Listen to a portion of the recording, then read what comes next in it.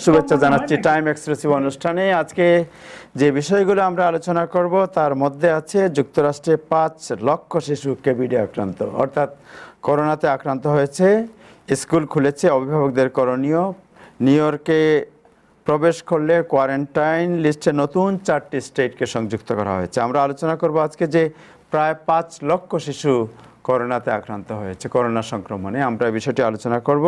আমরা আলোচনা করব নিউ ইয়র্ক সিটিতে প্রবেশ করলে আর নতুন 4টি স্টেটকে কোয়ারেন্টাইন লিস্টে অন্তর্ভুক্ত করা হয়েছে বিষয়টি। 19 সেপ্টেম্বর সিনেটে করোনা রিলিফ বিষয়ক যে ভোটাভুটি হবে সে বিষয়টি আমরা আলোচনা করব। নিউজ আপডেট থাকবে এবং আমাদের কমিউনিটিতে বর্তমানে কি বিরাজ করছে, কি সমস্যা কমিউনিটি ফেস করছে এই বিষয়টি আমরা আলোচনা করব। আমাদের সাথে এখন যুক্ত আছেন সাপ্তাহিক পরিচয় সম্পাদক নাজমুল আহসান এবং সাপ্তাহিক বাংলাদেশ সম্পাদক, নিউ ইয়র্ক বাংলাদেশ প্রেস ক্লাবের সভাপতি জনাব ডক্টর ওয়াজেদে খান। আমাদের সাথে আরও যুক্ত হবেন ডক্টর আক্তার হাসান এবং আব্দুল ওয়াহিদ চৌধুরী জাকির একটু পরে যুক্ত হবেন আমাদের সাথে। আমরা শুরু করবো আজকে নিউজ আপডেট দিয়ে। নিউজ আপডেট দেবেন নাজমুল হাসান। জনাব নাজমুল হাসান, নিউজ আপডেট শোনার জন্য আমরা বসে আছি, আপনার দর্শকরাও বসে আছে। Please go head. ধন্যবাদ আবু তাহের এবং ধন্যবাদ ওয়াজেদ ভাই, অনেকদিন পরে দেখলাম, বেশ young looking editor. Anyway, doctor মানুষ তো সেই জন্য একটু বেশ সচেতন। আমরা তো মোটামুটি জীবনের শেষ প্রান্তে চলে এসেছি, but still we are doing good. আল্লাহ আমাদের বাঁচিয়ে রেখেছেন এই প্যান্ডেমিকের সময়। It's very good. আজকে একটা হতাশাজনক খবর দিয়ে শুরু করতে হচ্ছে আমাকে। আনফর্চুনেটলি, দুর্ভাগ্যজনকভাবে আমরা এতদিন ভ্যাকসিনের যে কথাটি বলে আসছিলাম এবং অক্সফোর্ডের ভ্যাকসিন যেটি ছিল খুবই একেবারে চূড়ান্ত ট্রায়াল ছিল ভ্যাকসিনটি, আজকে সেই ট্রায়ালটি বন্ধ করে দেওয়া হয়েছে। তার কারণটি হচ্ছে যে সাময়িকভাবে বন্ধ করা হয়েছে, তার কারণটি হচ্ছে যে এই ভ্যাকসিন নেবার পরে একজন মানুষ ভীষণভাবে অসুস্থ হয়ে পড়েন এবং তার পরিপ্রেক্ষিতে এই অক্সফোর্ড ইউনিভার্সিটি এবং অ্যাস্ট্রাজেনেকা কোম্পানি যে ভ্যাকসিনটি তৈরি করছিল আর সেটির ট্রায়াল মোটামুটি বন্ধ করে দেওয়া হয়েছে আজকে ইংল্যান্ডে। এবং এটি একটি খুবই উদ্বেগজনক খবর। এবং আপনারা জানেন যে এই অ্যাস্ট্রাজেনেকা এবং অক্সফোর্ডের ভ্যাকসিনটির ট্রায়াল কিন্তু যুক্তরাষ্ট্র একেবারে চূড়ান্ত পর্যায়ে ছিল, আর সেখান থেকে আজকে সেটি থামিয়ে দেওয়া হয়েছে সাময়িকভাবে, যদিও তারা বলছে তারা খুঁজে বের করার চেষ্টা করছে কেন ওই মানুষটি এত অসুস্থ হয়ে পড়লো এই ভ্যাকসিনটি নেবার পরে। কিন্তু এর পাশাপাশি আরেকটি সুখবরও আছে সাহিব, সেটি হচ্ছে যে চীন আজকে ঘোষণা করেছে যে তারা যে ভ্যাকসিনটি তৈরি করেছে এবং যে ভ্যাকসিনটির হিউম্যান ট্রায়াল চলছে মানুষের উপরে, সেই ভ্যাকসিনটি মানুষের শরীরে দেবার পর অনেকেই তারা চীনের বিভিন্ন জায়গায় পাঠিয়েছে এবং তারা সেখানে ঘোরাফেরা করার পরও তাদের অ্যান্টিবডি টেস্ট করা হয়েছে এবং সেখানে দেখা গেছে তারা ভাইরাসে আক্রান্ত হয়নি। মোটামুটি তারা কোন রকম, সে চীনে তো আপনারা জানেন যে মোটামুটি তারা নিয়ন্ত্রণে এসেছে এবং এই ভ্যাকসিন, চীন যে ভ্যাকসিনটি তৈরি করছে সেটি তাদের বিবেচনায়, তাদের ট্রায়াল অনুযায়ী, সিদ্ধান্ত অনুযায়ী মোটামুটি কার্যকর বলে তারা আজকে ঘোষণা করেছে। এর পাশাপাশি এই প্রথম চীনের প্রেসিডেন্ট জি জিনপিং আজকে ঘোষণা দিয়েছেন যে চীন শেষ পর্যন্ত এই করোনা ভাইরাসকে নিয়ন্ত্রণে আনতে সক্ষম হয়েছে এবং এটি প্রেসিডেন্টের কাছ থেকে ঘোষণা আসার পর চীন আজকে যেটি বলেছে যে তারা এখন বিশ্বের বিভিন্ন প্রান্তরে এই কোভিড-19 কারণে যে অর্থনৈতিক ক্ষতিগ্রস্ত শিকার হয়েছে বেশ কয়েকটি দেশ, প্রায় সব দেশ ইনফ্যাক্ট, আর তাদেরকে কিভাবে সাহায্য করা যায় চীন আজকে সেই বিষয়টির উপর গুরুত্ব দিচ্ছে বলে তারা আজকে চীনের প্রেসিডেন্ট ঘোষণা করেছেন। এবং পাশাপাশি তিনি একটাও কথা বলেছেন যে সেটি হচ্ছে যে চীনের কমিউনিস্ট পার্টি এটি সাফল্য, চীনের জনগণের সাফল্য।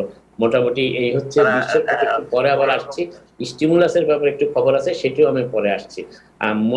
নিউ ইয়র্ক সিটির মেয়র এবং গভর্নর কুমো স্টেটের দুজনেই আজকে কিন্তু সাংবাদিক সম্মেলন করেছেন এবং মেয়র এবং দুজনের সাংবাদিক সম্মেলনের টোনটা ছিল মোটামুটি স্কুল ও খোলা, সংক্রমণ বৃদ্ধি কিভাবে ঠেকানো যায় নিউ ইয়র্ক স্টেট, এবং একটু আগে তাহের বললো যে নতুন আরো কয়েকটি স্টেটকে অন্তর্ভুক্ত করেছে কোয়ারেন্টাইন, এই ব্যাপারে প্রেসিডেন্টও বক্তব্য দিয়েছেন।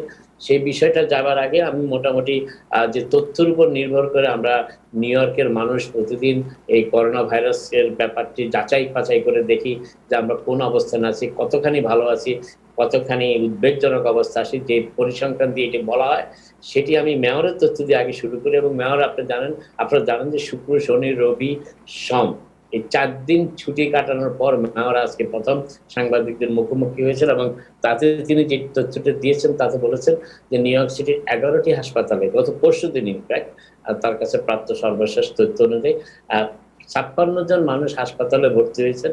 তার ভিতরে কোভিড পজিটিভ ছিলেন 11%। অর্থাৎ ধরে নেন 6 থেকে 7 জন কোভিড পজিটিভ ছিলেন 56টা হসপিটাল অ্যাডমিশনের ভিতরে। এবং কোভিড কেস যেটা বিবেচনা করা নিউ ইয়র্ক সিটির বোর্ড হেলথ ডিপার্টমেন্টের তরফ থেকে, সেইটা দেখা যাচ্ছে সেখানে 7 ডে অ্যাভারেজ, 7 দিনের অ্যাভারেজ হিসাবে এখন বলা হয়, সেই অনুযায়ী গত পরশুদিন ছিল 231। আপনারা জানেন এটাকে 550কে সীমানা নির্ধারণ করা হয়েছে বিপজ্জনক সীমানা হিসাবে। সেই হিসাবে সীমানার অনেক নিচে আছে। এবং টেস্টিং এর রেজাল্ট নিউ ইয়র্ক সিটিতে গত পরশুদিন ছিল পজিটিভ মাত্র 1.49%। ওইটা খুবই সিগনিফিক্যান্টলি লো। আর যদিও নিউ ইয়র্ক স্টেটের অ্যাভারেজটি কিন্তু 1%-এর নিচে 0.96% গতকালকের হিসাব অনুযায়ী।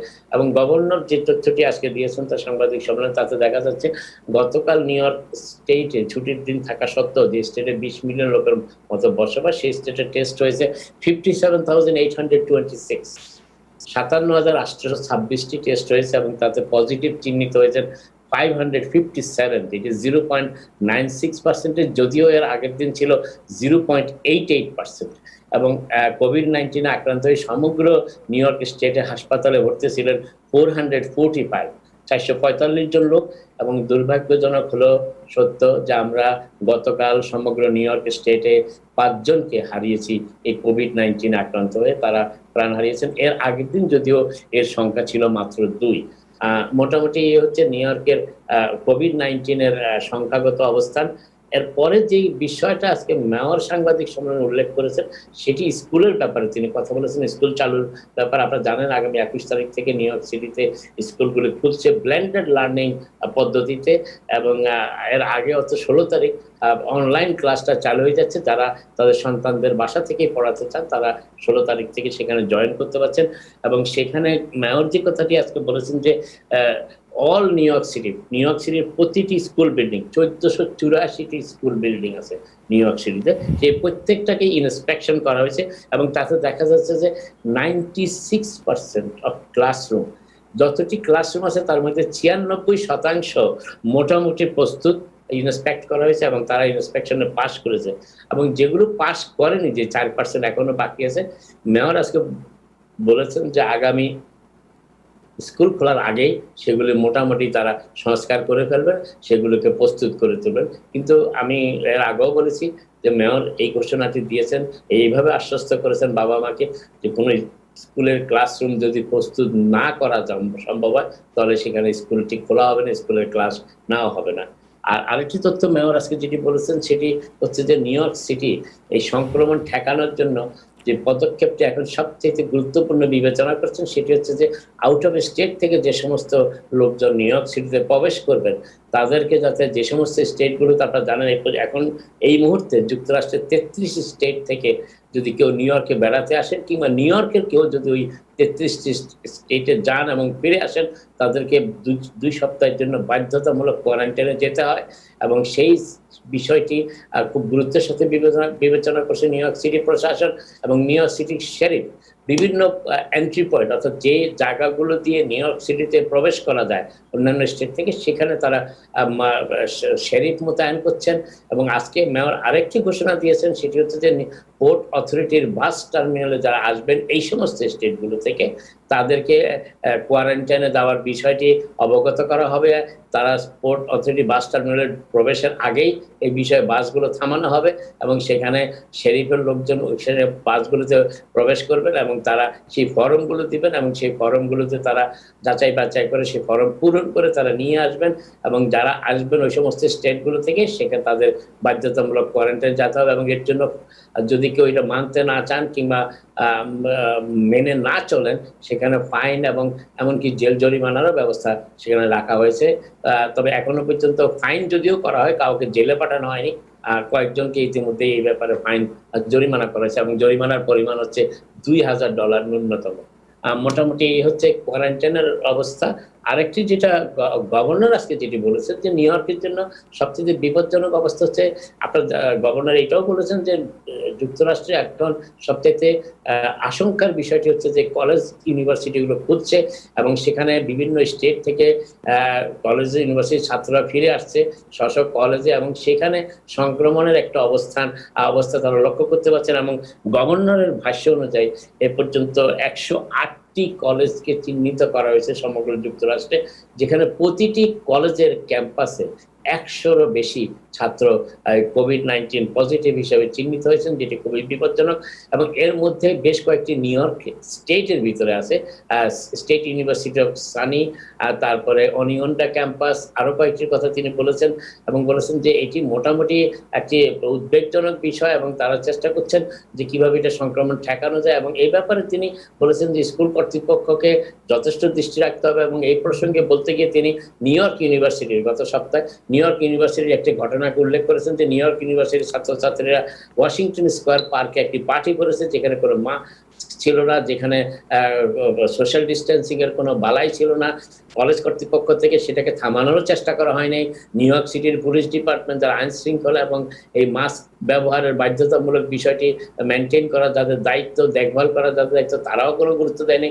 এর ফলে গভর্নর যথেষ্ট উদ্বেগ প্রকাশ করেছেন এবং তিনি এই বিষয়টি কি উদাহরণ হিসেবে ব্যবহার করার চেষ্টা করেছেন কেন তিনি নিউ ইয়র্ক শহরে রেস্টুরেন্টগুলো খুলতে দিচ্ছেন না ইন্টারনাল ডাইনিং। এবং তিনি বলেছেন যে এনফোর্সমেন্টের বিষয়টি খুবই দুর্বল, বিশেষ করে নিউ ইয়র্ক সিটির ক্ষেত্রে, এবং প্রাথমিকভাবে বারগুলোকে খুলে দেওয়ার পর সেখানে যে অবস্থা হয়েছে তার পরিপ্রেক্ষিতে রেস্টুরেন্টের ইন্টারনাল সিটিং খোলার ব্যাপারে তার তিনি এখনো অনেকটা নেতিবাচক ভূমিকায় আছেন। কবে এগুলি চালু করা হবে সে ব্যাপারে কোনো ধারণা দিতে তিনি প্রস্তুত নন। তিনি বলেছেন যে নিউ ইয়র্ক সিটিকে আগে এনফোর্সমেন্ট এজেন্ট, যে যদি ইন্টারনাল ডাইনিং অ্যালাউ করা হয় সেই ইন্টারনাল ডাইনিং যাতে মাস্ক ব্যবহার কিংবা সোশ্যাল ডিস্টেন্সিং মেনে চলা হয় এবং ক্যাপাসিটির যে পরিমাণ ক্যাপাসিটি নির্ধারণ করা হবে 25 থেকে 50% হয়তো বা, সেটা যাতে এনফোর্স করা যায়, সেটা যাতে সেই বিধানটা যাতে রেস্টুরেন্টগুলো মেনে চলে সেইটা দেখভাল করার দায়িত্ব যতক্ষণ পর্যন্ত নিউ ইয়র্ক সিটি সেই এজেন্ট নিয়োগ করতে পারবে না ততক্ষণ পর্যন্ত new York city internal dining খোলার সম্ভাবনা খুবই কম। এবং এইটাই মোটামুটি গভর্নর ইঙ্গিত করেছেন এবং তিনি বলেছেন যে যে সমস্ত বাবা মারা নিরাপদ ফিল করবেন না তাদের সন্তানদের স্কুলে পাঠাতে, তারা না পাঠাতেই পারেন, সেটা তাদের জন্য উত্তম হবে। তিনি কোনো অবস্থাতেই কোনো ছাত্রছাত্রীর বাবা মাকে আশঙ্কাজনক কিংবা উদ্বেগজনক অবস্থায় থাকতে দিতে চান না, গভর্নর সে কথাটাও বলেছেন। এবং আরেকটি কথা গভর্নর বলেছেন যে সামনে ফ্লুর সিজন আসছে, শীতের মৌসুম আসছে, এই সময় বেশ সতর্কতা অবলম্বন জরুরি।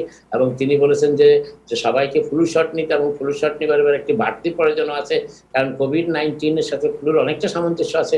অনেকে ফ্লু শট নিলে সেটা মোটামুটি তাদের ফ্লু থেকে রক্ষা করতে পারলে কোভিড হয়তো সেইভাবে তাদেরকে আক্রমণ নাও করতে পারে, তবে সেই জন্য গভর্নর সবাইকে ফ্লু শট নেওয়ার কথা বলেছেন।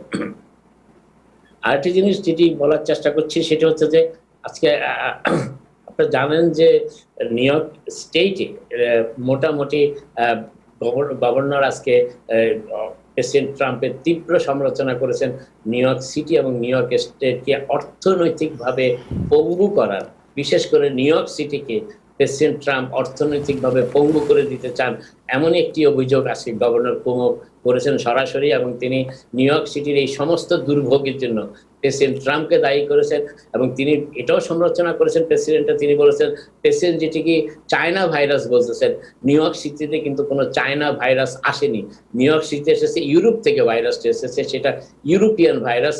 বিমানে চড়ে ইউরোপের বিভিন্ন দেশ থেকে জেএফকে এবং নিউ ইয়র্কের লিবার্টি এয়ারপোর্ট দিয়েই বেশিরভাগ এই সেই করোনা ভাইরাসের সংক্রামক ব্যক্তি নিউ ইয়র্ক সিটি এবং স্টেট এবং আশেপাশের এলাকাগুলোতে প্রবেশ করেছেন। এবং এই জন্য তিনি প্রেসিডেন্ট ট্রাম্পের সমালোচনা করেছেন। প্রেসিডেন্ট ট্রাম্প যেটাকে চায়না ভাইরাস বলছে, এটি আসলে নিউ ইয়র্কের ক্ষেত্রে এটি চায়না ভাইরাস নয়, এটি ইউরোপিয়ান ভাইরাস। এবং সেই কারণেই গভর্নর আজকে বলেছেন যে এই জন্য নিউ ইয়র্কের যে দুর্ভোগ, বিশেষ করে যুক্তরাষ্ট্রের সমস্ত দুর্ভোগ তো বটেই, নিউ ইয়র্কের যে করোনা ভাইরাসের যে দুর্ভোগ, এটার জন্য প্রেসিডেন্ট ট্রাম্পই দায়ী। তার কারণ তিনি যে ফ্লাইট বন্ধ করার কথা বলেছেন, যেটা ফেডারেল সরকারের দায়িত্ব, সেটি অনেক দেরিতে করে ফেলেছেন। এবং তিনি বুঝতেই পারেননি যে ইউরোপ থেকে লক্ষ লক্ষ, তার প্রশাসন বুঝতে পারেনি যে ইউরোপ থেকে লক্ষ লক্ষ করোনা সংক্রমিত রোগী নিউ ইয়র্কে প্রবেশ করেছে বিনা বাধায়, বিনা কোয়ারেন্টাইনে, বিনা পরীক্ষায়। তারা প্রবেশ করে বিভিন্ন লোকালয় এলাকাতে বসবাস করতে শুরু করে, থাকতে শুরু করে। এর ফলে নিউ ইয়র্কের এই করুণ অবস্থা হয়। তার সত্ত্বেও গভর্নর আজকে বলেছেন যে নিউ ইয়র্ক একমাত্র স্টেট যুক্তরাষ্ট্রে যেটি এখনো পর্যন্ত পরিসংখ্যানগত দিক থেকে করোনা ভাইরাসে গত 31 দিন প্রায় 1%-এর নিচে সংক্রমণকে রাখতে সক্ষম হয়েছে। এবং এই জন্য তিনি নিউ ইয়র্কবাসীকে ধন্যবাদও জানিয়েছেন। পাশাপাশি তিনি বলেছেন সবাই যেন এই সংযম, যে সংযমের মাধ্যমে তারা এই করোনা ভাইরাসকে নিয়ন্ত্রণ করেছেন, বিশেষ করে মাস্ক ব্যবহার, সোশ্যাল ডিস্টেন্সিং, সেটি যাতে মেনটেইন করেন, সেই ব্যাপারটিও উল্লেখ করেছেন। আপনারা জানেন যে যুক্তরাষ্ট্রে এখন ভাইরাসটি কিছুটা সংক্রমণের ধাক্কাটা একটু কম, যদিও কমতির দিকে, কিন্তু দেখা যাচ্ছে কয়েকটি স্টেটে কিন্তু সেকেন্ড ওয়েভ আর আশঙ্কা দেখা দিয়েছে। বিশেষ করে ওয়েস্ট ভার্জিনিয়া যে স্টেটের কথা এখন বলছি, সেই স্টেটটি কিন্তু কখনোই এই করোনা ভাইরাসের সংক্রামকদের তালিকায় ম্যাপে সেইভাবে আসেনি কখনো, কিন্তু গত কয়েকদিন ধরে সেটিতে সংক্রমণ ব্যাপক হারে বাড়ছে এবং প্রতিদিন নতুন কেসের সংখ্যা 100 অতিক্রম করছে, যেটি জুলাই মাসের 8 তারিখের আগে ছিলই না বলা যায় সেই স্টেটে। এবং সেখানে জুলাই আগস্ট এখন ধীরে ধীরে বাড়তে শুরু করেছে। ওয়েস্ট ভার্জিনিয়া তো মোটামুটি এখন সেই ভার্জিনিয়ার স্টেট প্রশাসন মোটামুটি একটু উদ্বেগজনক অবস্থায় আছে। এবং সেটি এই কারণে তারা আরেকটু উদ্বেগ যে তারা কোনোভাবেই সংক্রমণটা ঠেকাতে পারছে না, সেটা উপরের দিকেই আছে সংক্রমণের হার। আরেকটি জিনিস বলার চেষ্টা করছি, প্রেসিডেন্ট ট্রাম্প আজকে টুইটারের মাধ্যমে নিউ ইয়র্ক সিটিকে আক্রমণ করেছেন এই বলে যে নিউ ইয়র্ক সিটির কারণে যুক্তরাষ্ট্রের সংক্রমণটা কমছে না। তিনি বলার চেষ্টা করছেন নিউ ইয়র্ক সিটি, যেটাকে নিউ ইয়র্ক সিটি নিজেদের প্রোটেকশন হিসেবে বিবেচনা করছে, বিভিন্ন স্টেট থেকে এই যে সমস্ত স্টেটগুলো থেকে করোনা ভাইরাসের রোগীরা আসছেন, সেই সংক্রমণের হার যেখানে বেশি, যে স্টেটগুলো, সেখান থেকে যারা আসছেন তারা নিউ ইয়র্কে আসলে কোয়ারেন্টাইনের মুখোমুখি হচ্ছেন। এইটাকে প্রেসিডেন্ট ট্রাম্প শাটডাউনের মতো বিবেচনা করছেন নিউ ইয়র্কে। এবং তিনি বলেছেন যে new York city should stop shutdown. আসলে গভর্নর যে এবং মেয়র যেটা বলার চেষ্টা করেন যে শাটডাউন নয়, এটি নিউ ইয়র্কে প্রোটেক্ট করার জন্য এই ব্যবস্থাটি নেওয়া হচ্ছে। এবং বলেছেন যে প্রেসিডেন্ট ট্রাম্প বলার চেষ্টা করেছেন যে এর মাধ্যমে সমগ্র যুক্তরাষ্ট্রের অর্থনীতিকে ক্ষতিগ্রস্ত করার চেষ্টা করছে নিউ ইয়র্ক সিটি এবং স্টেট প্রশাসন। এবং এর ফলে যে আমাদের প্রেসিডেন্টের ভাষায় আমাদের সকলের জীবনে অত্যন্ত গুরুত্বপূর্ণ ইলেকশন যেটি আসছে, সেই ইলেকশনকে প্রভাবিত করার এই চেষ্টা বলে তিনি মন্তব্য করেছেন। যদিও গভর্নর কুমো এবং মেয়র ব্লাজিও দুজনেই প্রেসিডেন্টের দাবিকে নাকচ করে দিয়েছেন।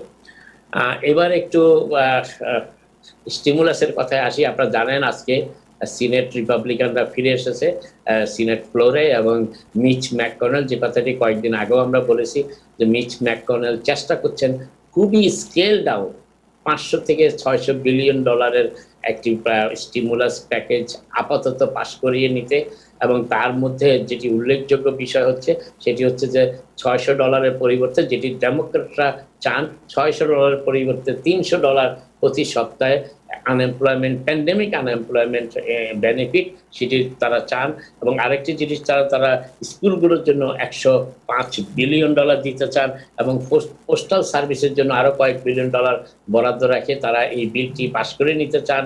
এবং তাদের ধারণা হচ্ছে যে মোটামুটি এই বিষয়গুলিতে, যেহেতু ছুটিতে যাওয়ার আগে ডেমোক্রেটদের সাথে মোটামুটি একটা সমঝোতা হয়েছিল, তাই প্রাথমিকভাবে এই বিলগুলো যদি পাশ করিয়ে নেওয়া যায়, পরবর্তীতে আরো বড় স্টিমুলাস বিল নিয়ে তারা কথা বলবেন।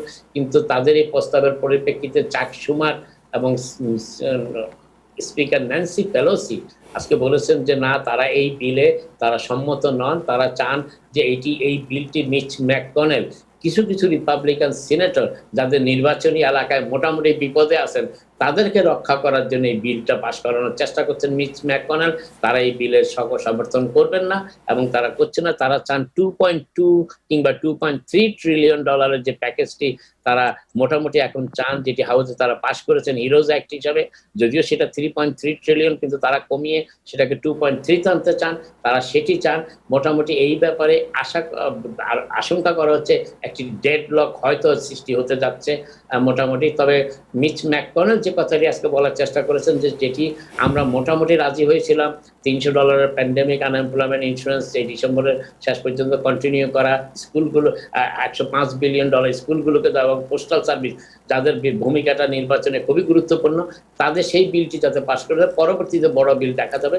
ডেমোক্রেটরা সেটা সরাসরি নাকচ করেছেন। আগামী কয়েকটা দিন আমাদের অপেক্ষা করতে হবে পরবর্তী এই ব্যাপারে কি মুভমেন্ট আসে। তবে আজকে আরেকটি দুর্ভাগ্যজনক খবর পাওয়া গেছে, সেটি হচ্ছে যে ক্যালিফোর্নিয়ার একটি পোস্ট অফিসের বড় পোস্ট অফিসের বাইরে বেশ কিছু ডাক চিঠি ফেলে দেওয়া হয়েছে এবং এই বিষয়টি মোটামুটি একটি গুরুত্বপূর্ণ খবরে চলে এসেছে। সিএনএন এই খবরটি করেছে এবং পোস্টাল সার্ভিসের কর্মচারীরা বলেছেন কয়েকজন সেই এলাকার যে তারা এই বিষয়টা জানতেনই না, তারা জানে না কে বা কারা এতগুলো মেল, বিপুল সংখ্যক মেল সেখানে বাইরে গার্বেজে ডাম্প করে দেওয়া হয়েছে। যাই হোক, মোটামুটি আপনারা জানেন যে পোস্টাল সার্ভিস মোটামুটি আলোচনায় চলে এসেছে, বিকজ প্রেসিডেন্ট ট্রাম্পকে যিনি নির্বাচনী তহবিল গঠনে সাহায্য করেছেন তাদেরই একজনকে, মিস্টার লিরয়কে পোস্টাল কমিশনার নিয়োগ দেওয়ার পর তিনি এই নির্বাচনে যাতে ব্যালটে ভোট দিতে না পারে, ব্যালটের ভোট ব্যাপারটাকে একটু বাধা সৃষ্টি করার চেষ্টা করছেন। যদিও তিনি পরবর্তীতে বলেছেন যে না, নভেম্বর পর্যন্ত আর কোনো বাধা থাকবে না পোস্টাল সার্ভিসের কার্যক্রমে। যাই হোক, যেটা ডেমোক্রেটরা সেই বিষয়টি মোটামুটি গুরুত্বের সাথে নিয়েছেন। আজকে আরেকটি বিষয় যেটি গুরুত্বপূর্ণ বিবেচিত হচ্ছে অনেক ক্ষেত্রে, সেটি হচ্ছে যে আপনারা জানেন যে হিরো কেয়ারস অ্যাক্টে যে যে $2.2 ট্রিলিয়ন দেওয়া হয়েছিল এই ছোট ছোট বিজনেস প্রতিষ্ঠানকে, পিপিই পার্সোনাল পেচেক প্রোটেকশন যেটাকে বলা হয়, এবং ক্ষুদ্র লোন দেওয়া হয়েছিল এবং আনএমপ্লয়মেন্ট বেনিফিট, এগুলোতে ব্যাপক অ্যাবিউসের কথা আজকে Chase Manhattan, in fact JP Morgan Chase, তারা আজকে স্বীকার করেছে যে তাদের কিছু এমপ্লয়ি এবং কিছু কাস্টমারের কিছু অনৈতিক এবং অসাধু পন্থায় কর্মকাণ্ড তাদের ধরা পড়েছে এবং যে কমিটি এটি যাদের ধরা পড়েছে যাদের কাছে, সেই কমিটিতে ব্যাংকের চেয়ারম্যানও রয়েছেন, জেপি মর্গান চেজের চেয়ারম্যানও রয়েছেন। তবে তারা বিষয়টি আরো তদন্ত করে দেখছেন এবং তারা বলেছেন যে তারা যে সমস্ত কর্মকর্তারা জেপি মর্গান চেজের দায়ী কর্মকর্তারা তাদেরকে তারা মোটামুটি চিহ্নিত করার চেষ্টা করছেন। তবে আমরা এর আগেও বলেছি যে বিভিন্ন ওয়াচ ডগ যারা এই পর্যবেক্ষণ করেন তারা ইতিমধ্যেই বলেছেন যে পেচেক প্রোটেকশন থেকে শুরু করে যে সমস্ত ব্যবসা প্রতিষ্ঠানকে সাহায্য করার জন্য যে অর্থনৈতিক কর্মকাণ্ড, অর্থনৈতিক প্রণোদনা দেওয়া হয়েছিল, তার অনেক বিরাট অংশই শেষ পর্যন্ত জালিয়াতি এবং বিভিন্ন ধরনের অপচয়ের শিকার হয়েছে এবং সেই বিষয়টি তারা তদন্ত করেও বলেছেন। বিশ্বের বিভিন্ন এলাকার খবর হচ্ছে আজকে ভারত পৃথিবীর সবচেয়ে দৈনিক সংক্রমণের কেসে ভারত যুক্তরাষ্ট্রকে ছাড়িয়ে গেছে, পৃথিবীর 1 নম্বর দেশে পরিণত হয়েছে সংক্রামক দেশ হিসেবে ভারত, এবং সবচেয়ে বেশি সংক্রামকের দেশ, যদিও টোটাল নম্বর সংখ্যার তুলনায় এখনো তারা যুক্তরাষ্ট্রের পরেই অবস্থান, দ্বিতীয় স্থানে। কিন্তু এখানেও আমাদের মাথায় রাখতে হবে ভারতের জনসংখ্যা যুক্তরাষ্ট্রের কয়েক গুণ। অতএব সেই দিক থেকে দেখতে গেলে যুক্তরাষ্ট্রের পরিস্থিতি যতটা খারাপ নয়, কিন্তু ভারত এখন পৃথিবীর 1 নম্বর সংক্রামক দেশ দৈনিক সংক্রমণ হিসাবে তালিকায়, এবং পাঞ্জাবের অবস্থা সবচেয়ে বেশি খারাপ যেটা খবর এসেছে। আরেকটি কথা হচ্ছে তার্কির খবরটাও আজকে বলছি যে এতদিন তার্কি খুব আলোচনায় তেমন আসেনি, কিন্তু গত কয়েকদিনে তার্কিতে বেশ সংক্রমণ বাড়তে শুরু করেছে এবং তার ফলে সেখানে মাস্ক ব্যবহার এবং সোশ্যাল ডিস্টেন্সিং বাধ্যতামূলক করা হয়েছে। এবং তার কারণ হচ্ছে গত সোমবার একদিনেই তুরস্কে 1700 নতুন কেস শনাক্ত হয়েছে তুরস্কতে। এবার শেষ করার আগে একটা কথা বলে রাখি, সেটা হচ্ছে যে আপনারা জানেন এই প্যান্ডেমিকের সময় যে ব্যবসাটির কথা আমরা সবচাইতে বেশি বলেছি যে সবচাইতে সফল ব্যবসা ছিল, সেটি হচ্ছে গ্রোসারি বিজনেস। কিন্তু আজকে যে তথ্যটি এসেছে সেটি হচ্ছে যে গ্রোসারি বিজনেসের চেহারাও ধীরে ধীরে পরিবর্তিত হতে শুরু করেছে। তার কারণ গ্রোসারিগুলিতে এখন সোশ্যাল ডিস্টেন্সিং এর কারণে সব বেশি সংখ্যক মানুষকে সেখানে ঢুকতে দেওয়া যাচ্ছে না। তার ফলে অনেক শেলফেই তেমন মালপত্র নেই এবং এর ফলে অনলাইন গ্রোসারিগুলোর রমরমা ব্যবসা দেখা দিয়েছে, যেটা বিশেষ করে অ্যামাজন, হোল ফুডস এবং ওয়ালমার্ট। অতএব গ্রোসারির ল্যান্ডস্কেপটাও পরিবর্তন করে ফেলেছে কোভিড-19। আপাতত এই অবস্থা শেষ করার আগে নিউ ইয়র্ক স্টেটের যে আনএমপ্লয়মেন্ট $300 লস্ট রেটের একটা ব্যাপার ছিল, সেটি এই সপ্তাহে কার্যকর হয়নি, এবং এ ব্যাপারে নিউ ইয়র্ক স্টেট লেবার ডিপার্টমেন্টও আজ পর্যন্ত কোনো বক্তব্য দেয়নি, যদিও তারা বলেছিল যে তারা একটি বক্তব্য দিবে এ ব্যাপারে, কিন্তু এখনো তারা বলেনি। গত 23শে আগস্ট তারা ফান্ডটি পেয়েছে ফেমার কর্তৃপক্ষ থেকে। এরপর থেকে তারা বলছে তারা আপডেট করার চেষ্টা করছে কম্পিউটার, কিন্তু সর্বশেষ খবর এই পর্যন্ত যে তারা এখনো সেটি দেওয়া শুরু করেনি। আমি জানি না, জাকির হয়তো এই ব্যাপারে আরো কিছু বলতে পারবে। আপনাদের সকলকে অনেক ধন্যবাদ, আপনারা সবাই ভালো থাকুন। থ্যাংক ইউ নাজমুল হাসান, আপনাকে থ্যাংক ইউ সো মাচ। দর্শক, আপনাদেরকে অনুরোধ করবো যারা টেলিভিশনে দেখছেন তাদের সবাইকে শুভেচ্ছা এবং কৃতজ্ঞতা। যারা ফেসবুকে দেখছেন তাদের কাছে অনুগ্রহ করে অনুষ্ঠানটি শেয়ার করবেন আপনারা। আমরা যাচ্ছি ডক্টর ওয়াজেদ খান আপনার কাছে, যে আপনি জানেন যে কোভিড-19 শুরু হওয়ার পর থেকে বাংলাদেশি কমিউনিটিতে একদিকে হলো জানমালের ক্ষয়ক্ষতি, আমরা সবচেয়ে বেশি আমাদের প্রিয়জনকে হারিয়েছি, অন্যদিকে ব্যবসা বাণিজ্য, মানুষের মধ্যে আনসার্টেনিটি সাংঘাতিকভাবে বিরাজ করছে। আপনি একজন সাংবাদিক, দীর্ঘদিন থেকে এনে সাংবাদিকতা করেন, আপনার কাছে কি মনে হয় কমিউনিটিতে কি হচ্ছে এখন? আপনার সাউন্ড আনমিউট করতে হবে প্লিজ। ধন্যবাদ জনাব আবু তাহের।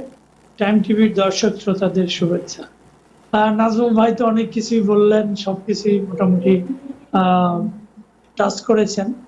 তো আপনি যেটা বলেছেন যে করোনার কারণে বাংলাদেশি কমিউনিটি কিভাবে ক্ষতিগ্রস্ত হয়েছে এবং বর্তমানে যে সমস্যা বিরাজ করছে সেটা কিভাবে তারা মোকাবেলা করছে। আসলে বিশেষ করে শুধু নিউ ইয়র্ক সিটি নয়, যুক্তরাষ্ট্র জুড়েই বাংলাদেশি আমাদের ধারণা যে প্রায় 10 লক্ষাধিক বাংলাদেশি সারা যুক্তরাষ্ট্রে বসবাস করেন। তার মধ্যে নিউ ইয়র্ক সিটিতে প্রায় 3 লক্ষর মতো বাংলাদেশির বসবাস, এ ধরনের একটা পরিসংখ্যান বাইরে আছে। যদিও এটা সঠিক বা কতটা এটা এখনো সঠিক পরিসংখ্যান কিনা, তবে ধারণা করা হচ্ছে 3 লক্ষাধিক বাংলাদেশি এখানে বসবাস করে। এই করোনা মহামারীতে বাংলাদেশিদের আমরা নিউ ইয়র্কে প্রায় 2.5 শতাধিক বাংলাদেশিকে হারিয়েছি। এটা আমাদের জন্য অত্যন্ত দুঃখের বিষয়। আর এই করোনার মধ্য দিয়ে বাংলাদেশি কমিউনিটির লোকজন, আমাদের কমিউনিটির লোকজন, বিশেষভাবে একটা শ্রেণী বিভিন্ন ক্ষুদ্র ব্যবসায় চাকরি করতেন বা ক্ষুদ্র ব্যবসায় প্রতিষ্ঠান পরিচালনা করতেন, তারা আমাদের একটা বড় সংখ্যক লোক এখানে ট্যাক্সি ড্রাইভার, প্রায় বলা হয় যে 15-20,000 মতো বাংলাদেশি ট্যাক্সি ড্রাইভার এখানে এখন। উবার আছে, লিফট আছে, এগুলো অনেকে চালান, তারা সেখানে। তারপরে যারা অন্যান্য ছোটখাটো চাকরি করেন, তারপরে এখানে আমাদের রেস্টুরেন্ট ব্যবসায়, পার্টি হল ব্যবসায়, বিভিন্ন ধরনের প্রতিটি ব্যবসায়ী ধস নেমেছে। শুধুমাত্র যারা গ্রোসারি ব্যবসায় জড়িত ছিলেন তারা প্রথম দিকে বড় ধরনের ধাক্কা খেলেও 1 মাস পর তারা মোটামুটি একটা স্বাভাবিক অবস্থায় ফিরে এসেছেন। এছাড়া বিশেষ করে অন্যান্য ব্যবসায় বাণিজ্য বা চাকরি, প্রতিটি ক্ষেত্রেই তারা আজকে বড় ধরনের সমস্যার সম্মুখীন। তারা পরিবার চালাতে হিমশিম খাচ্ছেন, তারা বাড়ি ভাড়া দিতে পারছেন না। যারা ছোট ক্ষুদ্র ব্যবসায়ের সাথে জড়িত তারা সেই ব্যবসায়ের যে ভবন তার ভাড়া পরিশোধ করতে পারছেন না। অনেক রেস্টুরেন্ট মালিক তার রেস্টুরেন্টের যে ভাড়া, মালিকের ভাড়া পরিশোধ করতে পারছেন না। এই একটা বড় ধরনের এই সমস্যা। এই প্রথম দিকে যারা বেকারত্বের কারণে ভাতা গ্রহণ করেছেন, আনএমপ্লয়মেন্ট নর্মাল যেটা, তার সাথে যেটা প্যান্ডেমিক ভাতা যেটা ছিল প্রতি সপ্তাহে $600 করে গত 31শে জুলাই পর্যন্ত, এটা বড় ধরনের একটা সহায়ক শক্তি হিসাবে কাজ করেছে আমাদের কমিউনিটির সাধারণ মানুষের মাঝে। আপনারা জানেন যে প্রথম ধাক্কায় 13.3% বেকারত্বের হার এখানে বেড়ে যায়। এটা গত 44 বছরে ছিল সর্বাধিক এই বেকারত্বের হার। আল্লাহর রহমতে গত কয়েক মাসে কিছুটা কমে এসছে। গত মাসেও আগস্টে প্রায় 14 লক্ষ লোক যুক্তরাষ্ট্রব্যাপী চাকরিতে ফিরে গেছেন। এখন বেকারত্বের হার 8.4% নেমে এসছে। এখন যারা এই যে চাকরি হারিয়েছেন, $300 করে প্রতি মাসে প্রতি সপ্তাহে অতিরিক্ত প্যান্ডেমিক ভাতা দেওয়ার কথা ছিল, সেটাও শুরু হচ্ছে না। গত 32 দিন আপনার কংগ্রেস যে ভ্যাকেশনে ছিল তারা ফিরে এসছে। এই কারণে ডেমোক্রেটিক এবং রিপাবলিকান পার্টির মাঝে, বিশেষ করে হাউস, সিনেট এবং হোয়াইট হাউসের মাঝে ত্রিপক্ষীয় যে একটা চলছিল, এখানে কি আমরা ডক্টর ওয়াজেদ খান, আমরা আপনার সাথে এই বিষয়ে সমাধান না হয় সেটাও আটকে আছে।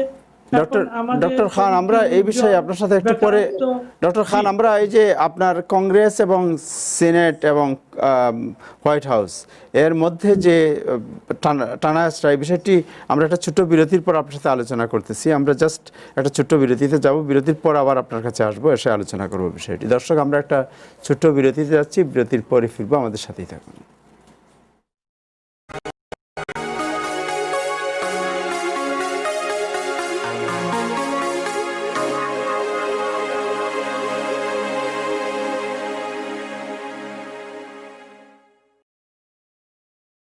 পরিবার নিয়ে সুন্দর পরিবেশে ঐতিহ্যবাহী বাংলাদেশি খাবার উপভোগ করতে আজই চলে আসুন সুলতানস ডাইনে।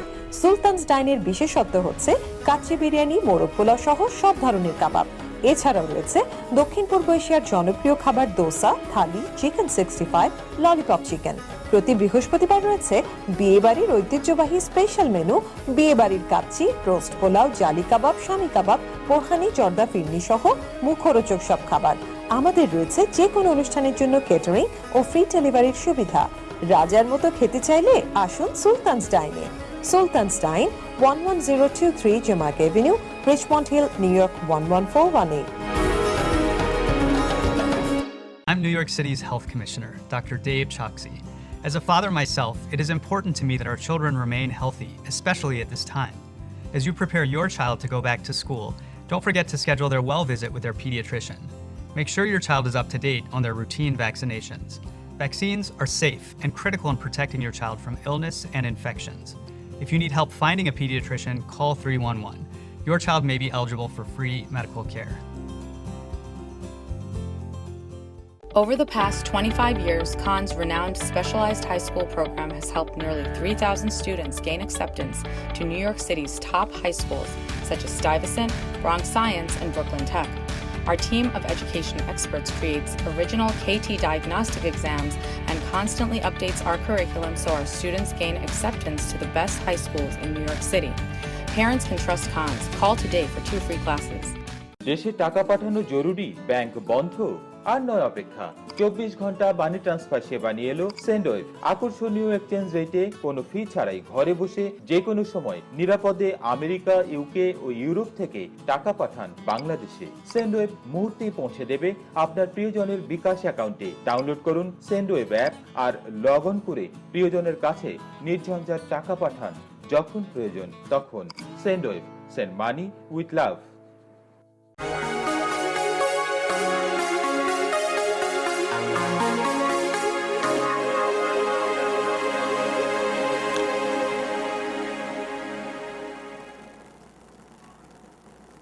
বাজার করা নিয়ে হ্যালো দর্শক, আপনাদের সবাইকে আবারও শুভেচ্ছা জানাচ্ছি টাইম এক্সক্লুসিভ অনুষ্ঠানে।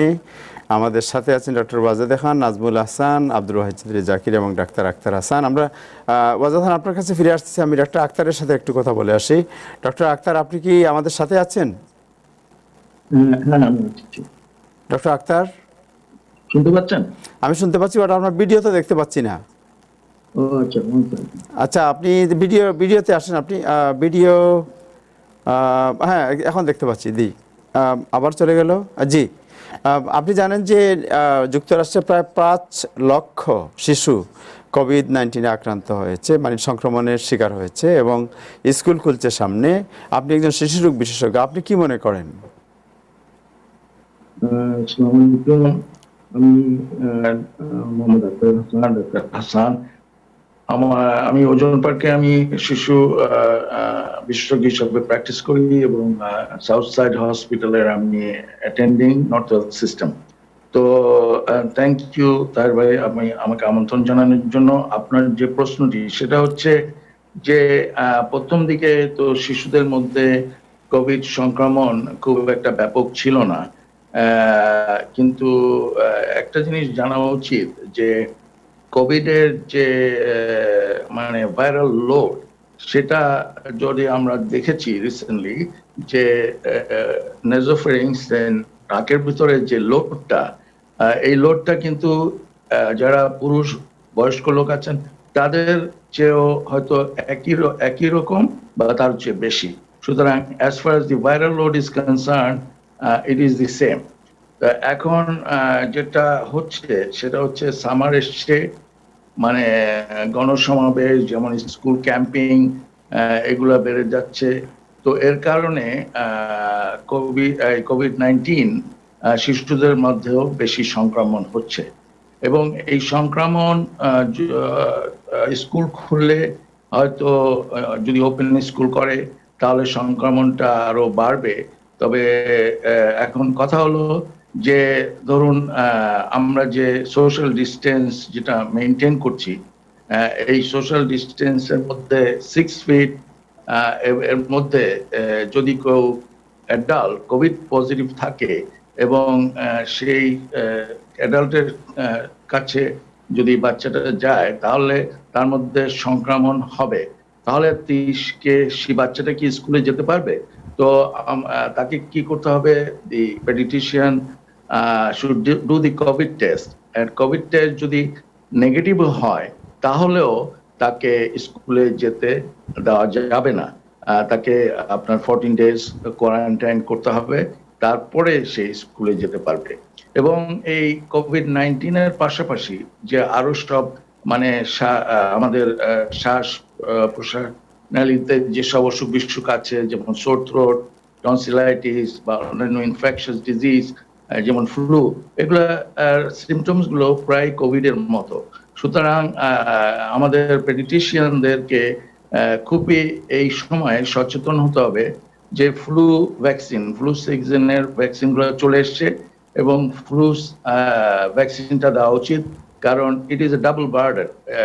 কারো ফ্লু হতে পারে আবার কোভিড-19 হতে পারে, দুটাকে ডিস্টিংগুইশ করাটা একটু কষ্টকর হবে। সেই জন্য আমরা সকল অভিভাবকদেরকে অ্যাডভাইস করছি তারা যত শীঘ্রই পারে অক্টোবরের আগে যেন ফ্লু ভ্যাকসিনটা দিয়ে দেয়, এবং ফ্লু ভ্যাকসিনটা দেওয়া হলে আমরা নিশ্চিত হতে পারবো যে তার ফ্লু ভ্যাকসিন দেওয়া আছে, তার হয়তো ফ্লু না হওয়ার চান্সই বেশি, এবং পরে যদি সে আবার কোনো সিমটমস নিয়ে আসে তখন তাকে কোভিড-19 হিসাবে আমরা সাসপেক্ট করে সেইভাবে তাকে মনিটর করতে হবে।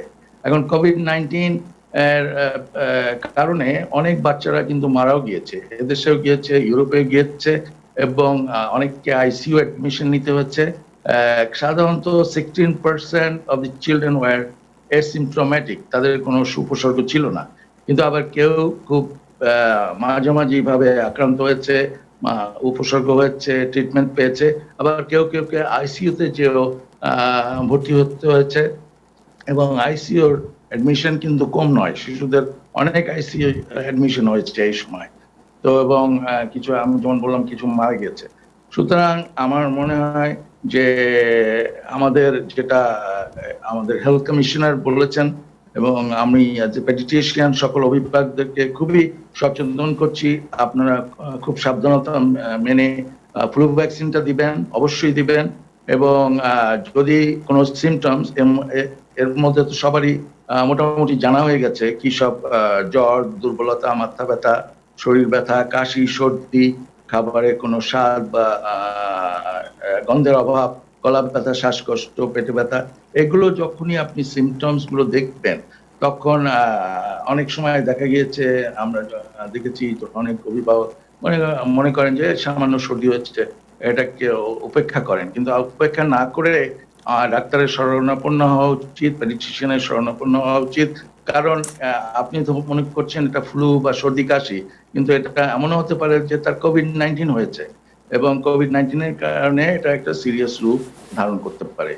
তো এই বলেই এই সংক্ষিপ্ত জি, এটাই আমি ডক্টর আক্তার আমি জানতে চাই যে শিশুদের যে কোভিডের আক্রান্ত, এটা কি বড়দের যে সিমটম, এই সিমটমের চেয়ে ডিফারেন্ট কোনো সিমটম আছে না সেম সিমটম?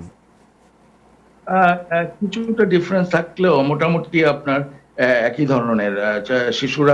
শিশুরাও শ্বাসকষ্ট নিয়ে আসতে পারে, শিশুদেরও রেসপিরেটরি ফেলিয়ার হতে পারে, শিশুদেরও হার্টে ইনভলভ করতে পারে, শিশুদেরও আপনার যে কোয়াগুলোপ্যাথি যেটা থ্রম্বোসিস সেটাও হতে পারে। সুতরাং depends on the degree of infection. আপনি তো জানেন যে যখন ইনফেকশনটা খুব ক্রিটিক্যাল হয় তখন যেটাকে বলে storm, toxic storm, cytotoxic storm, সেটা শিশুদের বেলাও হয়। হ্যাঁ, কিন্তু ট্রিটমেন্ট একটু ডিফারেন্ট। শিশুদের যেমন রেমডেসিভির বা অন্যান্য যেসব মেডিসিন ইউজ করা হয় বড়দের জন্য, সেটা আমরা খুব ফলপ্রসূ দেখিনি শিশুদের ব্যাপারে। কিন্তু মোটামুটি মানে খুব একটা যে difference in symptoms and the মানে progression of the disease is almost the same. Thank you doctor Akhtar Hasan, thank you আপনাকে আপনার সময় দেওয়ার জন্য। যাচ্ছি ওয়াজেদ ভাই আপনার কাছে ফিরে আসতেছি 1 মিনিট। আমরা যাচ্ছি আব্দুল ওয়াহিদ চৌধুরী জাকির আপনার কাছে। জাকির, আপনি জানেন যে প্রেসিডেন্ট ট্রাম্প উনি $500 বিলিয়ন স্টিমুলাস দেওয়ার চিন্তা করছেন। কমিউনিটির অনেকেই মনে করছেন যে আমাদের $300 কি হলো, আমাদের স্টিমুলাস কবে আসবে, অনেকেই আনএমপ্লয়মেন্ট পাচ্ছেন না। এই বিষয়ে আপনার অবজারভেশন কি? আসসালামু আলাইকুম সবাইকে, আশা করি সবাই ভালো আছেন। হ্যাঁ, প্রেসিডেন্ট ট্রাম্প $300 বিলিয়ন একটা প্যাকেজ দেওয়ার চেষ্টা করতেছেন, যেটা যে কেয়ারস অ্যাক্টের এগেইনস্টে 250। জাকির, আপনার সাউন্ড কি একটু বাড়াবেন? লেফট ওভার ছিল, উনি মনে করতেছেন যে এই টাকাটা উনি। জাকির, আপনার সাউন্ড কি একটু বাড়াতে পারবেন? সাউন্ড কি একটু বাড়াতে পারবেন? আমাকে বলছেন? হ্যাঁ, আপনাকে বলছি সাউন্ড একটু বাড়ানো যাবে? আপনার সাউন্ড একটু বাড়ানো যাবে সাউন্ড? জি, এক সেকেন্ড, সরি। এখন কি বেটার আছে? জি, ঠিক আছে, হ্যাঁ এখন বলেন। জি, সরি। সো $300 বিলিয়ন যে প্যাকেজটা ছিল, মানে উনি একটা প্যাকেজ $300 বিলিয়ন দিতে যাচ্ছে স্টিমুলাস প্যাকেজের জন্য, বাট আসলে $259 বিলিয়ন ক্যাশ অ্যাক্টের আন্ডারে এটা আনইউজড রয়ে গেছে। ওইখান থেকে উনি ফান্ডটা সবাইকে দিতে যাচ্ছে। এখন যেটা একটু অপোজিশন আসতেছে, because এটা maybe it's a election gimmick or so on and so forth. Zakir, আপনি একটু জোরে কথা বলবেন প্লিজ, একটু জোরে কথা বলেন আপনি। হ্যাঁ, সরি, আমি বুঝতেছি না কেন আজকে ডিস্টার্ব হচ্ছে। বাট এটার জন্য ইটস বেটার নাও। যে এখন শোনা যাচ্ছে? এখন একটু বেটার, একটু জোরে কথা বলেন আপনি। হ্যাঁ, আচ্ছা, ঠিক আছে। আমি অ্যাকচুয়ালি একটা সেকেন্ড, আমি আসলে অন্য একটা স্পিকারে চলে যাই। সো এখন শুনতে পাচ্ছেন? জি, শুনতে পাচ্ছি, বাট একটু স্লো সাউন্ড, বাট একটু জোরে কথা বললে আমার মনে হয় ঠিক হয়ে যাবে। আচ্ছা, সো $300 বিলিয়ন যে প্যাকেজটা ছিল, মানে উনি পাস করার চেষ্টা করতেছে $300 billion with the permission of Congress. তো যেটা হয়তো পাস হবে না মনে হচ্ছে। অ্যারাউন্ড $259 বিলিয়ন লেফট ওভার ছিল ওইখান থেকে। So will see how this is goes. উনি কংগ্রেসের পারমিশন ছাড়াও টেকনিক্যালি এটা পাস করতে পারবে, but because of maybe election period উনি হয়তো এটা পাস করতে, মানে কংগ্রেসের পারমিশন ছাড়া যেতে যাচ্ছে না। সো এটা বোঝা যাবে আর কি নেক্সট কিতে। তো আমি একটু বলে ফেলি আপনাদের যে স্কিনি বিল, যেটা নিয়ে এখন কথা হচ্ছে অনেক রিপাবলিকানের পক্ষ থেকে, যেটা হয়তোবা কাল বাই থার্সডে ভোটিং এর দিকে চলে যেতে পারে।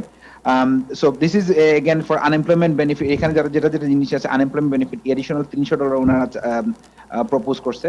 So this is called skinny bill because this is not the $2.2 trillion or $3 trillion যেটা রিপাবলিকান অথবা ডেমোক্রেট চাচ্ছিল। এটা একটা ছোট one they want to pass before they get into the negotiation. So $300 ওরা এডিশনাল আনএমপ্লয়মেন্ট দিতে যাচ্ছে, যেটা আবার ট্রাম্প যে 5 সপ্তাহের জন্য মনে করেন যে $300 দিচ্ছে, এটা ইন এডিশন হবে বেসিক্যালি। সো ওইটা 5 সপ্তাহ পরে শেষ হয়ে যাবে, but up until December 31st এটা জারি থাকবে। By the way, this are all speculative, এখনো কিন্তু কিছুই এখনো পাস হয় নাই। সো এটা থার্সডের মধ্যে দেখতে পারবো পাস হবে কিনা। পাস হওয়ার সম্ভাবনা হয়তো একটু কম, টু বি অনেস্ট। এখানের মধ্যে আরো আছে আপনার যে স্মল বিজনেসের জন্য, যেটা আপ টু $2 মিলিয়ন পর্যন্ত পিপিপি লোনটা পাবে উনি। Small business, under 300 employees, and you have to show that you have taken a loss in revenue for up to 35% during the first 2 quarters of the year. Third one আছে education funding আছে $105 billion. Postal Service ওরা $10 billion দিচ্ছে. Liability protection for employer এখানে আছে. So basically, unless the employees can show a due negligence, ওইখানে মানে liability protection টা থাকবে. আবার liability protection for healthcare, same thing, negligence না দেখাতে পারলে healthcare এর জন্য একটা protection এখানে আছে. আর যেটা নাই এখানের মধ্যে, এটা স্টিমুলাস প্যাকেজের যে চেকটা আছে যে $1200 $2400, এই প্যাকেজটা কিন্তু এই ফাইলের এটার মধ্যে নাই, এই রুলের মধ্যে নাই. আবার এডিশনাল স্টেট এইড এইটাও নাই. সো এটা দেখা যাক কি হয়. এগুলো এভরিথিং ইজ স্পেকুলেটিভ. বোঝা যাবে কাল পরশু মানে কি অ্যাকচুয়ালি ঘটবে আর কি. থ্যাংক ইউ জাকির, আব্দুল ওয়াহিদ চৌধুরী জাকির আপনাকে। আমরা দর্শক আপনাদেরকে বলবো যে ব্যাপারটা এটা তো একটা ডেভেলপিং ব্যাপার, আমরা এটাকে ফলো করব এবং যখনই পুরো ইনফরমেশন বা কোনো ডেভেলপমেন্ট হবে আপনাদের সামনে নিয়ে আসবো। আপনারা আমাদের সাথেই থাকবেন। উত্তর এখানে দিয়ে দিই, এখানে কোশ্চেনটা আপনি পাঠাইছেন এখানে. What about unemployed parents who are choosing to fully remote learning class, they can they get unemployment if it is against the law or not? So under New York State, আপনারা যদি মানে যেহেতু আপনার যদি বাচ্চারা থাকে যার কারণে আপনার যদি বাসায় থাকতেই হয়, তাহলে আপনি আনএমপ্লয়মেন্ট পিইউ এর আন্ডারে আনএমপ্লয়মেন্ট আপনি অ্যাপ্লাই করতে পারবেন নিউ ইয়র্ক সাইডে বেসিক্যালি. কিন্তু এখানের মধ্যে একটা কেভিয়াট আছে, যেটা হলো যে ওইখানে একটা আনসার দিতে হবে, have you search for job. So এখানে আবার আনসার করতে হবে নো, মানে অনেস্টলি আনসার করাই ভালো যে have you search for job. এখানে যদি আপনি অনেস্টলি আনসার করেন, কিন্তু নিচে আবার এক্সপ্লেনেশন দেয়া যায় যে কেন আপনি সার্চও করেন নাই এবং বাসায় থাকেন. তো ওইখানের মধ্যে দিতে হবে যে your child is 5 years old or 10 years old and you have to stay, আপনি বাসায় থাকতে হবে in order to take বাচ্চাদের টেক কেয়ার করার জন্য, এটা লিখতে হবে. So under the rules right now আপনারা আনএমপ্লয়মেন্ট পেতে পারেন এটার জন্য. থ্যাংক ইউ আব্দুল ওয়াহিদ চৌধুরী জাকির আপনাকে। আমি দর্শকদের আগেও বলেছি যে বিষয়টি একটি ডেভেলপিং ব্যাপার, এটা যে কোনো সময় যে কোনো কিছু ঘটতে পারে এবং যে কিছু ঘটুক আমরা সাথে সাথে আপনাদের সামনে নিয়ে আসবো। আপনারা আমাদের সাথেই থাকবেন, প্রাইম টেলিভিশনের পর্দায় চোখ রাখবেন। আমরা যাচ্ছি ডক্টর ওয়াজেদ খান আপনার কাছে। ডক্টর ওয়াজেদ খান, আপনার সাথে যেটা আলাপ করছিলাম, এই যে কমিউনিটির আপনি বললেন যে আনসার্টেনিটি, চাকরি নাই, পয়সা নাই, আবার দেখা যাচ্ছে অনেকে, একজন এখানে কমেন্ট লিখেছেন যে হ্যাঁ চাকরি নাই, পয়সা নাই, কিন্তু বারবিকিউ পার্টি বেশ ভালোই চলছে, বাড়ি ভাড়া দিচ্ছে না অনেকে, আবার বারবিকিউ পার্টি করছে। এটা তো একটা এক ধরনের উপহাস। যাই হোক, এই যে সমস্যা, এই সমস্যার সমাধান কি আপনার? এটা একটা ভালো কোশ্চেন, যে আমরা একটা খুব খারাপ সময়ের মধ্যে দিয়ে অতিক্রম করছি। শুধু বাংলাদেশি কমিউনিটি নয়, গোটা যুক্তরাষ্ট্র প্রত্যেকটা কমিউনিটি, ধনী গরিব নির্বিশেষে প্রত্যেকেই এফেক্টেড এখানে। তো এখনই আমরা যে সময় অতিক্রম করলাম, সামনে কিন্তু আরো দুঃসময় আছে। New York city health commissioner, আপনার সাউন্ড মিউট হয়ে গেছে ডক্টর ওয়াজেদ, আপনার সাউন্ড মিউট হয়ে গিয়েছে। ডক্টর ওয়াজেদ, আপনার সাউন্ড মিউট হয়ে গিয়েছে। ডক্টর ওয়াজেদ, আপনার সাউন্ড আনমিউট করুন প্লিজ। জি,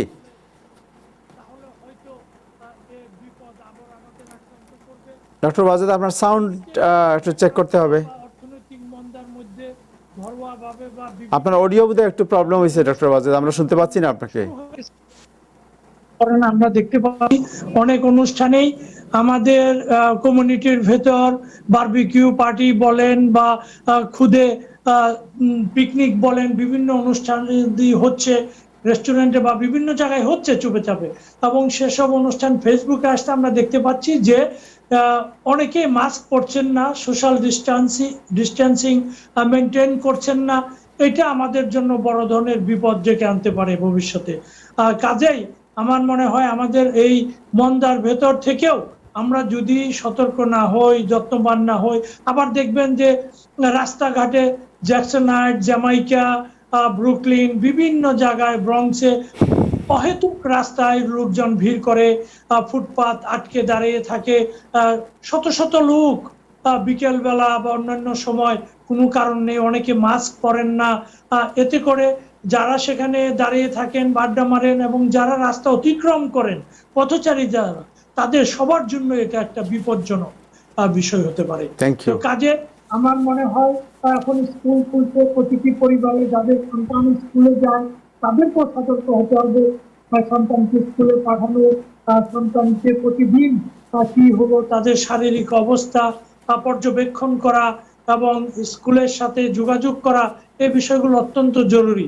এগুলো যদি না করতে পারি, আমরা যদি যোগাযোগ রক্ষা না করতে পারি, আমরা যদি সিটি এবং নিউ ইয়র্ক স্টেট বা যুক্তরাষ্ট্রের দেয়া স্বাস্থ্য বিধি যদি আমরা মানতে না পারি, তাহলে আমাদেরকে আবার সেকেন্ড ওয়েভ বা দ্বিতীয় ধাপে যে করোনা আসার কথা রয়েছে বা ফ্লু, যেটা অনেকটাই করোনা ভাইরাসের মতো, যার উপসর্গ যেগুলো। তাছাড়া বাচ্চাদের কথা বলা হলো, আপনি যেটা বললেন যে প্রায় বিপুল সংখ্যক বাচ্চা, যেটা ইনফ্লামেটরি সিনড্রোম ইন চিলড্রেন, এটা প্রথম দিকেও দেখা দিয়ে গেছিল অনেকের শরীরে ফুসকা, জ্বর বা করোনার মতো যে সিমটম, সেগুলো ছাড়াও এখন নতুন করে আমাদের ডাক্তার সাহেব বললেন, ডাক্তার সাহেব, যে নতুন করে আবার সিমটম দেখা দিচ্ছে, আক্রান্ত হচ্ছেন করোনায়। এসব ব্যাপারে স্কুল খোলার আগে থেকেই অভিভাবকদেরকে সতর্ক হতে হবে। Thank you doctor, thank you. তাহলে আমাদেরকে আবারও আমি বলছি যে হয়তোবা করোনার মতো এতটা ব্যাপক না হলেও বড় ধরনের ইয়েতে পড়তে হবে। Thank you doctor Wajed Khan, thank you so much doctor Wajed Khan আপনার বক্তব্যের জন্য। ডক্টর আক্তার, আপনাকে জিজ্ঞেস করবো, আপনার সাউন্ড আনমিউট করতে হবে। একটা জাস্ট ছোট প্রশ্ন করতে চাই, শেষ প্রশ্ন, সেটা হলো যে বাচ্চারা যে স্কুলে যাবে, এক্ষেত্রে অভিভাবকদের প্রতি আপনার পরামর্শ কি হবে? এখন এটা তো আমাদের গভর্নর বা আমাদের যে আছেন, মেয়র আছেন, ওনারা তো ক্ল্যারিফাই করেছেন দ্যার ইজ নো ইম্পোজিশন। যদি কোনো প্যারেন্ট খুবই শঙ্কিত হন তার বাচ্চাকে পাঠাতে, তাহলে সে যদি না পাঠাতে চান, that should be well respected. But আমার মনে হয় যে জিনিসগুলো করা উচিত, যে কোনো উপসর্গ যদি বাচ্চাদের অভিভাবকরা পরিলক্ষণ করেন, তাহলে তারা যেন পেডিয়াট্রিশিয়ানের কাছে নিয়ে আসেন, এবং পেডিয়াট্রিশিয়ান যদি মনে করেন যে তার উপসর্গগুলো লাইক কোভিড-19, তাহলে তাকে টেস্ট করতে হবে। টেস্ট করার পরে যদি সিমটমস থাকে বাট টেস্ট নেগেটিভ হয়, তাহলেও বাচ্চাকে স্কুলে পাঠানো উচিত না, কোয়ারেন্টাইনে রাখা উচিত। তারপরে 14 দিন পরে স্কুলে পাঠানো যেতে পারে। Thank you so much. কোভিড-19 ছাড়া যদি অন্যান্য ইনফেকশন, যেটা সাধারণত আপনার উইন্টার সিজনে সোর থ্রোট, ফ্যারিঞ্জাইটিস, টনসিলাইটিস যেটা হয়, সেটা হলেও মানে ডাক্তারের পরামর্শ নিতে হবে। তবে স্কুলে পাঠানোর ব্যাপারে ডক্টরের কোনো নোট দরকার হবে না। Thank you so much doctor Akhtar, thank you so much আপনাকে। Thank you. আমাদের সময় একেবারে কমে গেছে। জনাব নাজমুল হাসান, আপনার কি কোনো আপডেট আছে? আপনার সাউন্ড আনমিউট করতে হবে ডক্টর নাজমুল হাসান। একটা আপডেট আছে, সেটি হচ্ছে যে বিষয়টা নিউ ইয়র্ক সিটির ল অ্যান্ড অর্ডারের ব্যাপারটি মোটামুটি গুরুত্বপূর্ণ হয়ে দাঁড়িয়েছে এবং প্রতিদিনই এই বিষয়টি নিয়ে খবর উঠছে। আপনারা জানেন গত তিন দিন যে উইকেন্ড গেছে, সেটাতে 22 জন 28 জন মানে গোলাগুলির ঘটনায় 28 জন আহত হয়েছেন, 22টি শুটিং ইনসিডেন্ট হয়েছে এই 3 দিনে। এবং এর ফলে কিন্তু মেয়রকে যখন আজকে প্রশ্ন করা হয়, মেয়র বলেছেন যে এটা খুবই পিসফুল উইকেন্ড। এবং মেয়র পিসফুল বলতে যেটা বোঝাতে চেয়েছেন যে একটি মাত্র প্রাণহানি ঘটেছে এবং বাকিরা তেমন কোনো গুরুতর আহত হয়নি, সেই জন্য মেয়র এটাকে পিসফুল উইকেন্ড বলেছেন। কিন্তু বিষয়টি মোটামুটি ডেমোক্র্যাটদের জন্য, বিশেষ করে ডেমোক্র্যাট সিটি নিউ ইয়র্ক, সেটা যদি এখন ইতিমধ্যে লং আইল্যান্ড এবং ওয়েস্টচেস্টার কাউন্টি কিন্তু রিপাবলিকান দিকে বেশিরভাগই ঝুঁকে পড়েছে, এবং নিউ ইয়র্ক সিটিও যদি চলে যায়, that will be big plus for president Trump.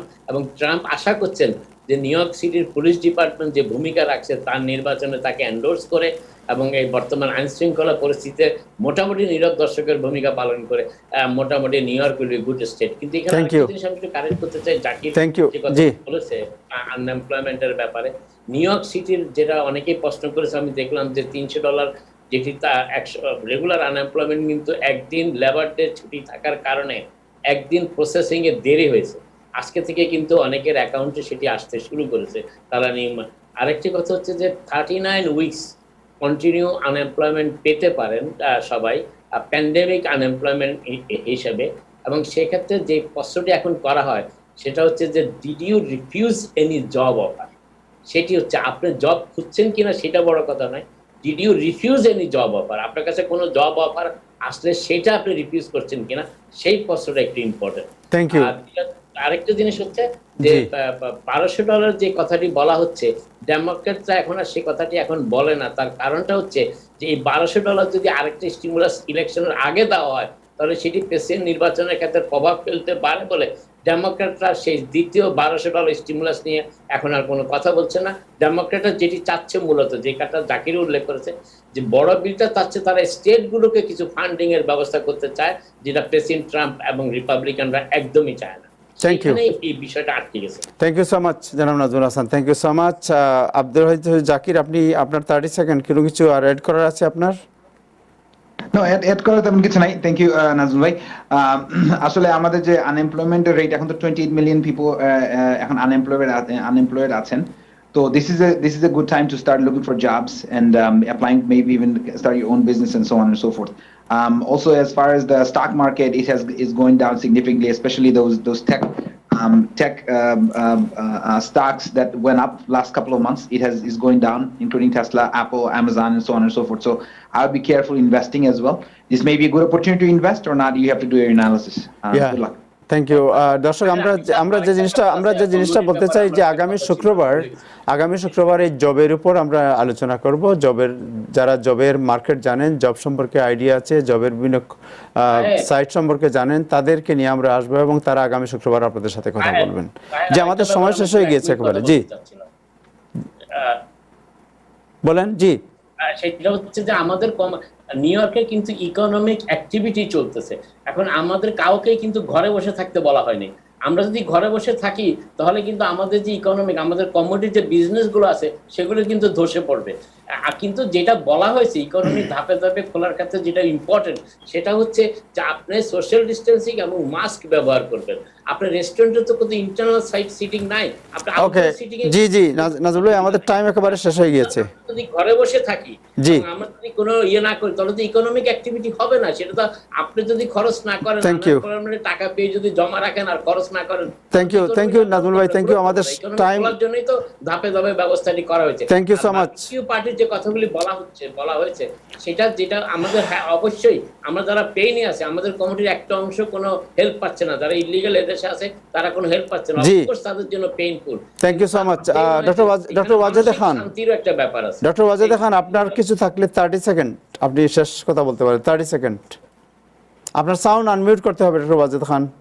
জি বলেন। না, আমি যেটা বলতে চাচ্ছিলাম যে আনএমপ্লয়মেন্টের ব্যাপারে যেটা বললো, 30 সেকেন্ড। যারা বিভিন্ন জায়গায় মনে করেন কাজ করেছেন, তাদেরকে আবার কোম্পানি বা মালিক জব অফার দিয়েছে চাকরিতে ফিরে আসার জন্য, তারা চাকরিতে ফিরে আসেননি এবং আনএমপ্লয়মেন্ট ভাতা নিচ্ছেন, তাদেরকে কিন্তু খুঁজে বের করা হচ্ছে।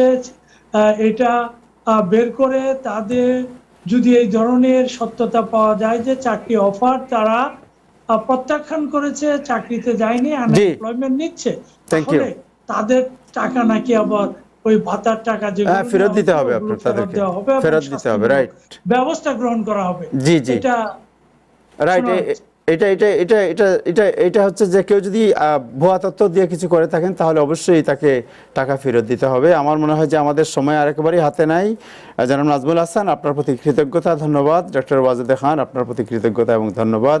Doctor Akhtar Hasan, thank you so much আপনার সময় দেওয়ার জন্য। এবং আব্দুল ওয়াহিদ চৌধুরী জাকির, আপনাকে অশেষ ধন্যবাদ এবং কৃতজ্ঞতা জানাচ্ছি টাইম টেলিভিশন এবং আমাদের প্রিয় দর্শকদের পক্ষ থেকে। দর্শক, আজকে এ পর্যন্তই। আপনাদেরকে আগেই বলেছি আগামী শুক্রবার জব কোথায় পাওয়া যেতে পারে এই বিষয়টি আমরা আলোচনা করব। আপনারা সবাই আমাদের সাথে থাকবেন।